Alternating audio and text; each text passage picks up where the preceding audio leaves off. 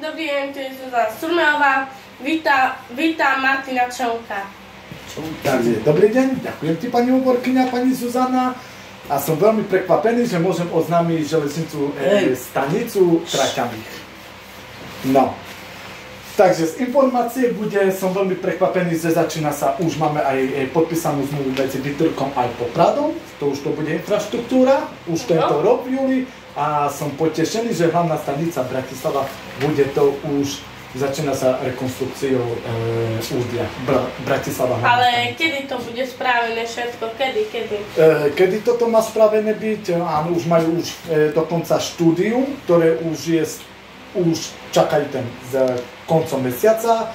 Zrealizovaná štúdia to má byť, možno to bude aj o 2 roky, ale ukončenie od stavby malo byť 2030, už má byť tá nová stanica, celá tá infraštruktúra, aj celý ten úzol, aj tá budova hlavná stanica.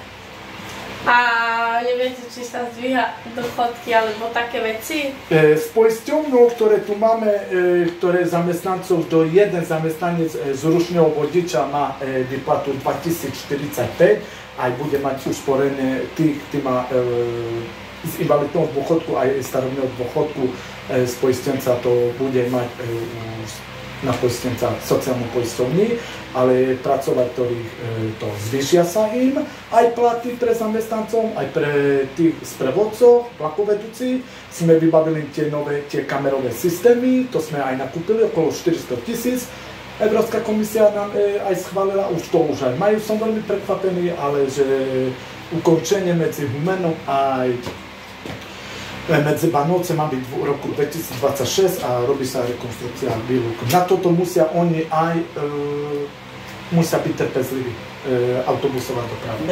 Aké informácie máme? To, že Bytyrka, to je tiež medzi Popradom, to sa už začína, to som už prepolko to hovoril.